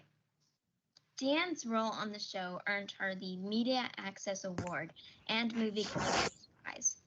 The Parents Television Council awarded the series its seal of approval and placed it on their 10 best shows on television list. Deanne has since acted in many other films, such as Wild Prairie Rose, in which her husband also had a role, and Universal Signs, where she was a guest star. Now please give your attention to Deanne Bray. Hey, yes, there we go. That was neat. What I saw earlier, though I didn't see your whole talk, Chloe, was you did signing there at the beginning. I don't know how to do signing. I didn't hear the context. Was this what was good? What did you introduce the person for? They were at what setting? Sorry, I'm trying to stop sharing here. Okay, so Okay. the setting is Career Day at the Kentucky School for the Deaf, and the story behind that is I want to be a teacher at the Kentucky School for the Deaf. Okay, cool. Yeah. Now, if you were at the School of the Deaf, you probably would have signed all the way through, I would assume, or someone on the side would have signed for you. And, we see in churches quite often, or a number of places where we actually have someone signing during the whole service, singing with the rest. Very good. Did she include background? Did she include qualifications? Yeah, you did. Very good job. Good enthusiasm. Good talk. We're ready to listen to her, this person. Who's next? Thank you so much, Professor Dodds. Hey, you bet, Chloe. Who's next? Professor, hi, Joe. This is Demetrius. I would like to All right, share. Demetrius. Yes, one So, second. what's the which talk are you gonna do? One or two? And So I'm doing to introduce. I do touch on it in my video in the beginning. It is on Martin Luther King in his petition to us to be a not a divided nation, but a united nation. So you're introducing Martin Luther King. Yes, sir. Good, cool, do it. Creative. Let me see if I can figure this out. Okay. No. You're trying to share your videos. There you go. We're all learning a lot here. Oh, this is not it at all. Okay. Wait 1 second.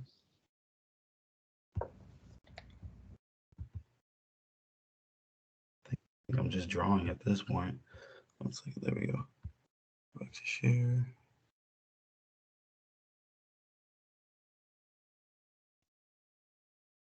This is what I'm.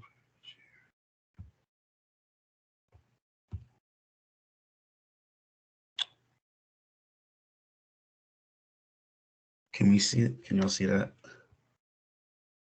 No, only I see is my there. There you go. Are we here? Okay, awesome. I Sweet. see it. Do others see it as well? Did everybody see Demetrius's video? Yep. I see it.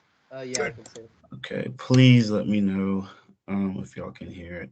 Okay, here we go. Today, my introduction is on Martin Luther King. The main idea is. Are y'all able to hear that? Yeah, but the I can volume's hear it. real low.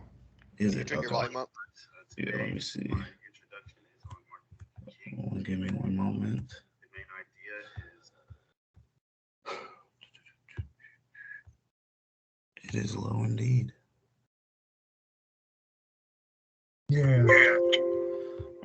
Sweet. All right, here we go. Good morning, class. Today, my introduction is on Martin Luther King Jr. And the main idea is him petitioning us and calling us to be a united nation and not a divided one. So. Good morning, ladies and gentlemen. Today, we have the honor of hearing a very talented and intelligent civil rights activist.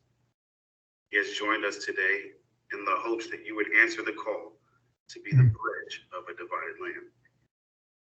His father, Martin Luther King, was a civil rights activist himself. Standing for what is right is nothing new to this gentleman. He joined in the protest of Rosa Parks when she faced unfair treatment because of her skin color, which led to the Supreme Court ruling bus segregation illegal. He has been recognized by Time magazine as Man of the Year for his push to end discrimination.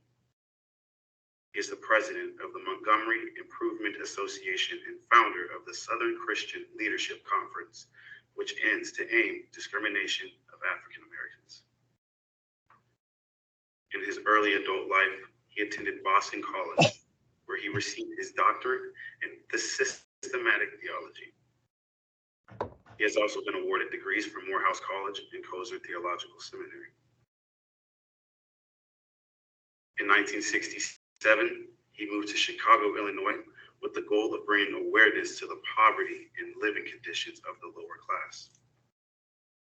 He has launched a campaign to end the discrimination in the working environment, schools, and the community of Chicago residents. He is currently preparing for his march to Washington for his new campaign titled the Poor People Campaign, in which $12 billion is hoped to be granted to provide employment for able-bodied individuals, income to those unable to work, and efforts to end housing discrimination. Please join me in welcoming Dr. Martin Luther King Jr. Hey, yes, we will. Yes, we will. Did you hear one thing Demetrius did at the beginning? The challenge set in front of the audience that the speaker is going to do.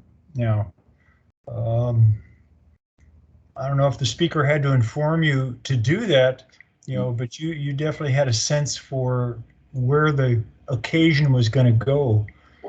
This is an area where maybe you want to clarify that I'm going to mention it's a challenge, but it seemed very appropriate. You read that which needed to be clear, all those qualifications.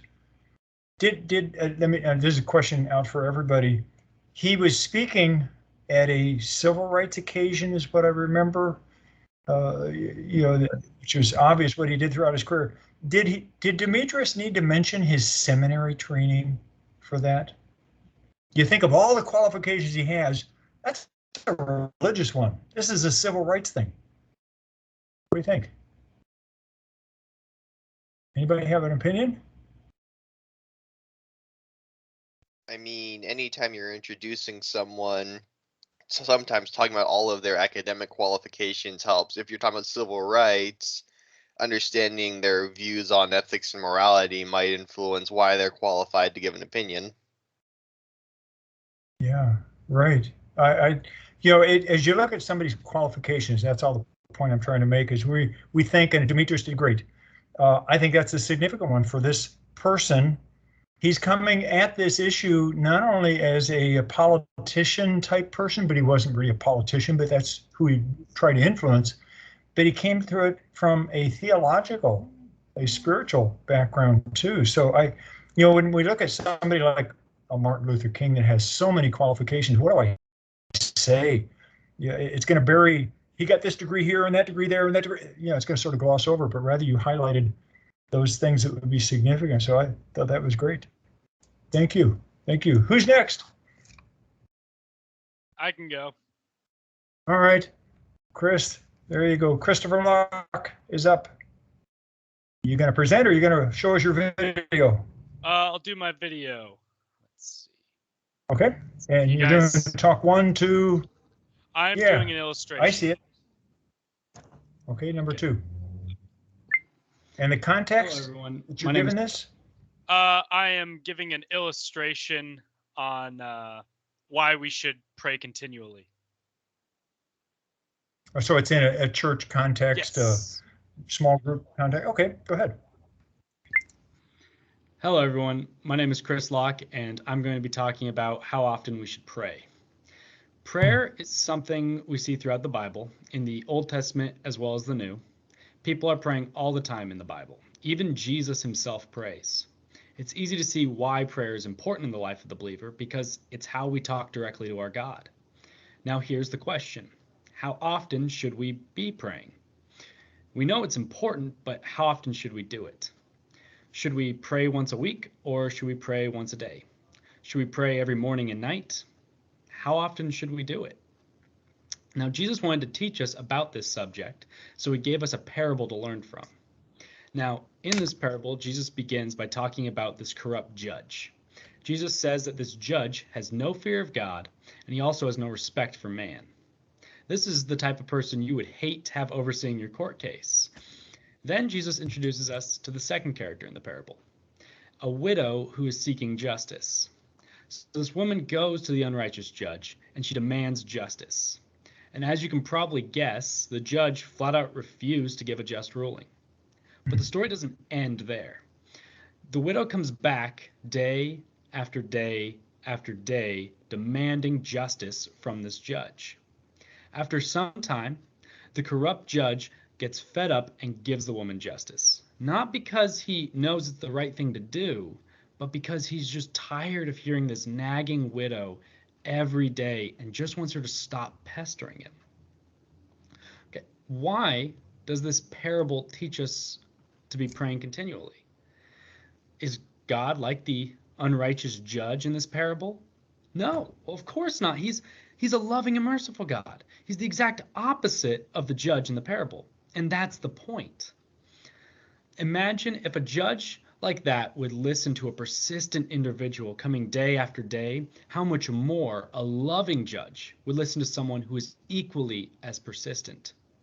Unlike the judge in the parable, our God wants to hear us. He wants us to come to him in prayer continually day after day. I asked earlier how often we should pray, and the answer to that question isn't to pray a magic number of times a day. Rather, the answer is that we should have an attitude of persistence in our prayers. Just like the widow who had not stopped going to the judge, we should not stop going to our loving God in prayer. Cool. Thanks, Chris. Your point was obvious. You used rhetorical questions. Where did Chris put, how did Chris put drama into his presentation? Somebody give us a observation.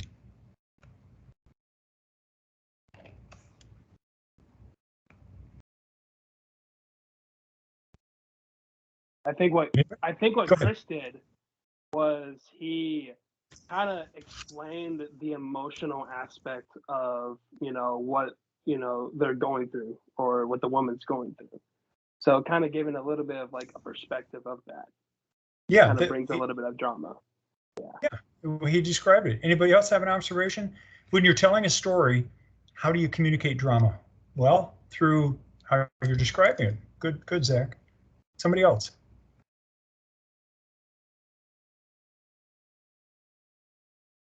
Anybody observe anything about his voice?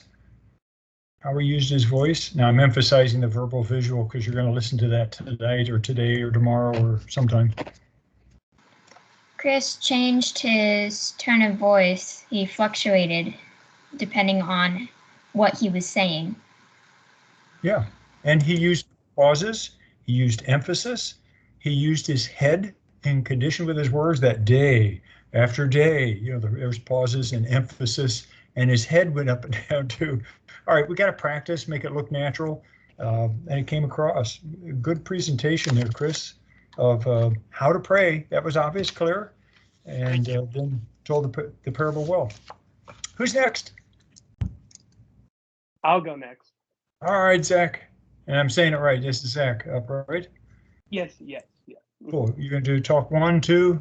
I am doing talk 2, and I'm doing an analogy, like an illustration of a Bible verse.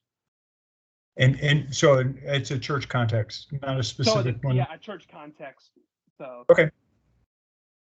Have at it. Are you going to show a video, or are you just going to do it? I am going to share my screen. Can anyone see my screen? Yes. Yeah, I'm on my phone. So right.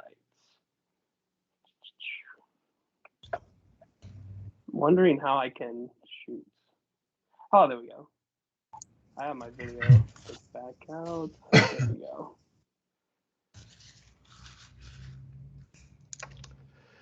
Hey guys, I hope you're having a really good day today. I just want to share with you a Bible verse and just an illustration that goes with it. The verse is 1 John 3:18, which says, "Little children, let us not love in word or talk, but in deed and in truth."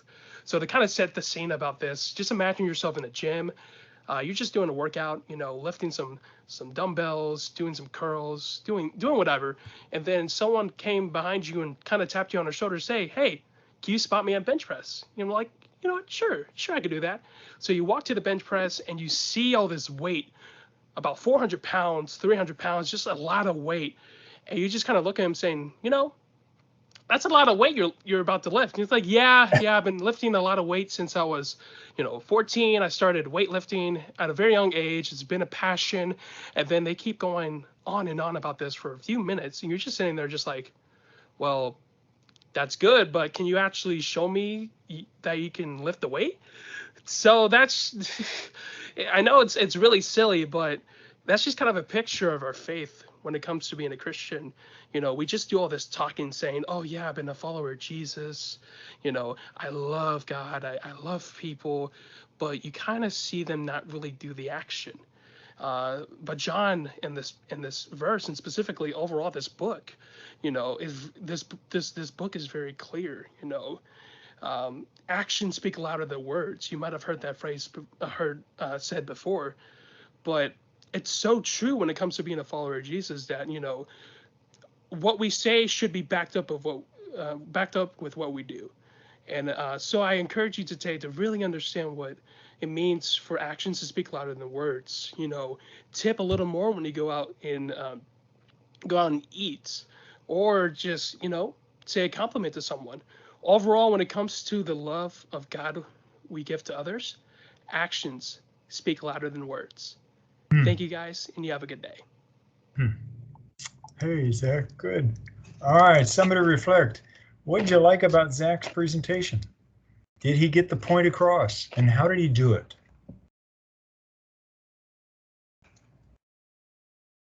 it was very yes, he got his point very much across, and it was very personal, relatable, down to earth, but like person to person, not so much lecturer to people. Mm-hmm. How did he do that? How did he make it down to earth? Well, the story for sure. You brought in pushing weights. Now, some of us are sitting there going, pushing weights, when? Once maybe, but definitely not 400 pounds. All right, so it sounds unique, but yeah, we got it. All right, that's all right. We were trying to identify with the jocks in the audience, and the rest of us are that are not jocks. Okay, for a different reason or different sport perhaps. But you got across. So I didn't remember who made the context. Say a little bit more about what you said. What specifically? It was very, hey guys. He talked with his hands, not so much. Oh, where's my camera? It wasn't like big, hi everybody here. It was more hi, one more like in the one hand individual holding a conversation with like a person, not a lecturer. I believe the term I've heard it called a sprinkler heading the whole audience. It was very much a personal conversation level, which was very nice. Mm-hmm. Yes, the voice pacing, his volume, the naturalness, as well as the naturalness of the words that you use, very practical. And you emphasize the point. You said it again. You said it again. There's something to repetition and simplicity. Actions speak louder than words. That's a familiar phrase, and you emphasize, hey, that's a familiar, but it's true. And that's what you emphasize. Good job there, Zach. Who's next? Thank you.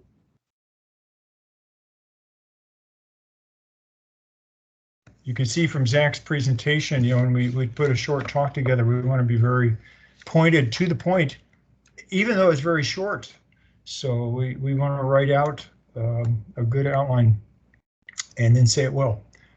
Anyone else ready to either share your video or give your talk?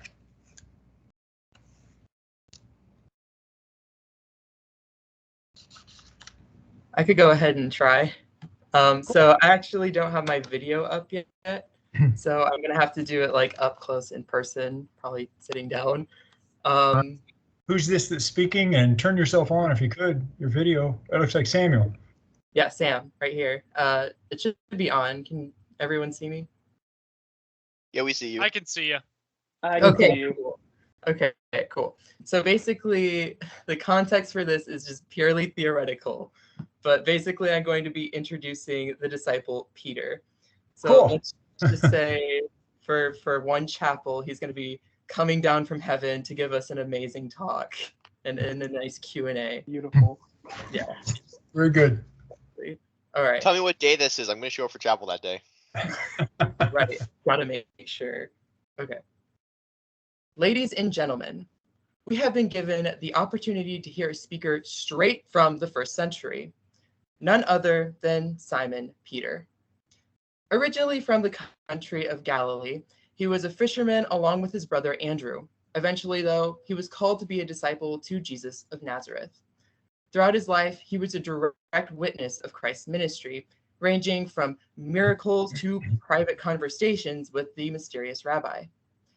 After Jesus' crucifixion and ascension, Peter later performed many miracles of his own in Jerusalem when he had received the Holy Spirit. After being open about Christ's identity, Peter faced great opposition from around the world. However, his passion for Jesus and the truth helped him to push forward despite the many costs. He was one of the main founders of the church and helped to guide it during its infancy.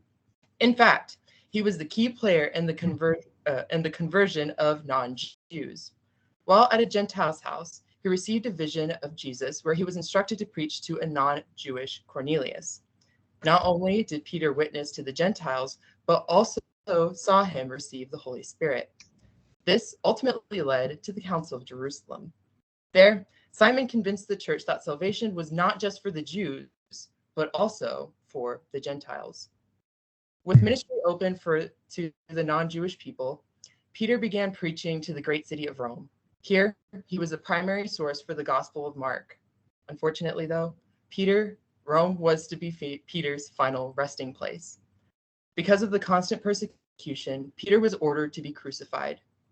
At his request, the cross was to be laid upside down, stating that he was not worthy to die the same way Christ had. In Peter's final epistle before his bloody death, he wrote, "But grow in the grace and knowledge of our Lord and Savior, Jesus Christ. To him be the glory both now and to the day of eternity. Amen."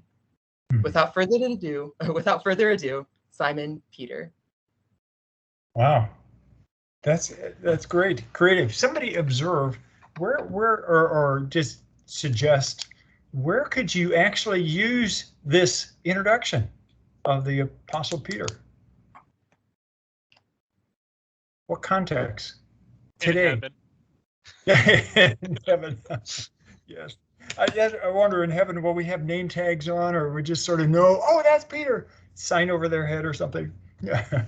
I was thinking a little lower, meaning in this life. Where could you actually do that? Very creative introduction. Give some thoughts. Put your thinking cap on for a second. You could use something like that, like to introduce a passage that you were teaching that included Peter. Exactly. Another idea, anybody? Thanks, Alyssa. Yeah. My pastor actually preached and pretended to be Peter once. So you could do something like that. Yeah.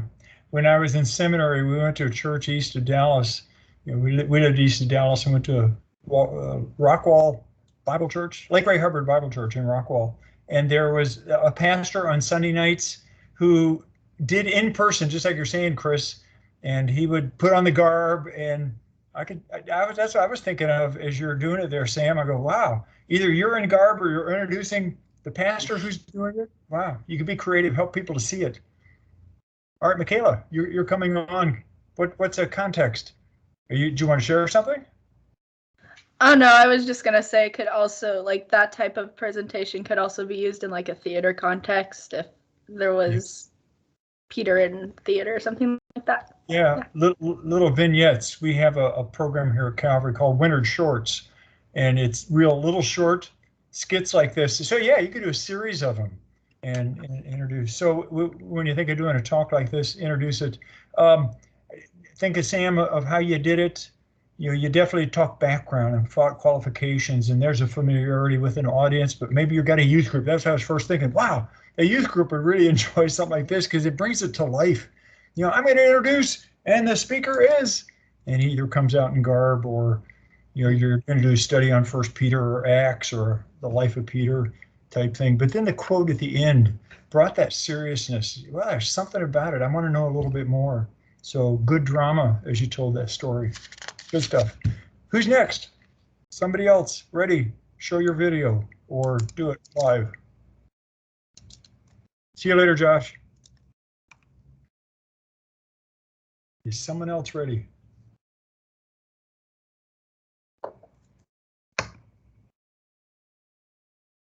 Well, it doesn't sound like anyone else is ready here online, has their video. I want to practice a little bit more to how to do what you've done. I've got a lot of videos here, but let me do that on my own rather than stumbling along here. We're at 3 o'clock in the afternoon. We're cutting a little short today because of the distance with technology here, but I don't want to miss it. If anybody else is there ready to share, let me know real quick here. Just to remind you, next week, between now and then, watch the verbal visual. You know, there'll be a discussion question, and it'll be on a quiz, the items from it, and definitely look through the PowerPoint. And then come ready to present talks 3 or 4 in class or online, like we're doing here today, because I'll have my laptop there and we'll just turn it around and let everybody see you making the presentation. If you want to just do a video and have it available out there, have it available before the class, and I'll be able to show it for those that are watching the video, is what I'm saying here, instead of you're live with us now. And I'll try to get in as many people as we can, because you can see we still have extra time here. We could do a lot more. Maybe not everybody, but we'll get as many as we can. Anybody else ready? Or any questions anyone has about the assignments?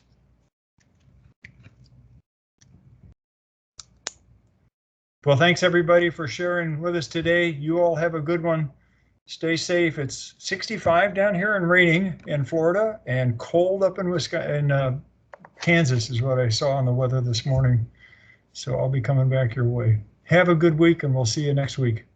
See ya. Safe travels. See ya. Thank you. Thank Bye. you. Bye-bye. Thank you. Thank you, Professor Dads. Yes, ma'am.